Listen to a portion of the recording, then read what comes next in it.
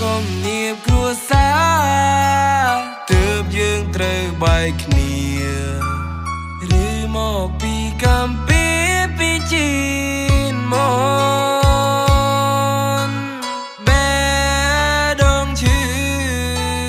ពេលដែលគ្មានតតនតែក៏ត្រូវបង្ខំកាន់ចិន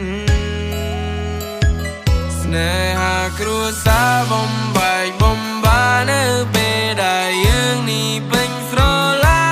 ហើយអ្វីក៏មានមកចាញ់មិនយកទេតែរងមួយចាំមានដែលម្ដាយនាងងន់ការឲ្យទៅគេអូរ៉ាបងឈឺទ្វេ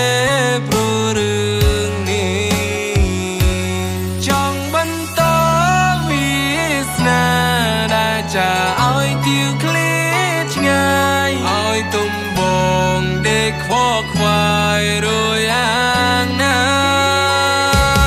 បែរងអើយបែរងដែលគ្មានអ្នកជីបានចង់ក្រោយបងឈឺផ្សារੂលែងមានទេ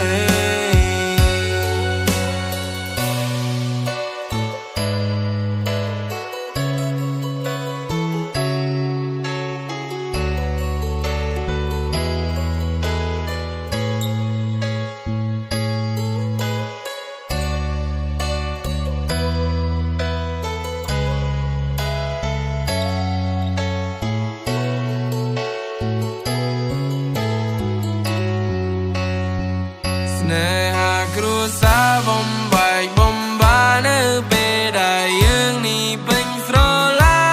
ហើយអ្វីក៏មានមកចាញ់មិនយកទេបែរងមួយចាំមានដែលម្ដាយនាងងន់ការឲ្យទៅគេអូរ៉ាបងឈឺទ្វេព្រោះរឿងនេះចង់បន្តវាសនាដែលចាឲ្យទៀវឃ្លាឆ្ងាយឲ្យទុំបងដេកខ្វល់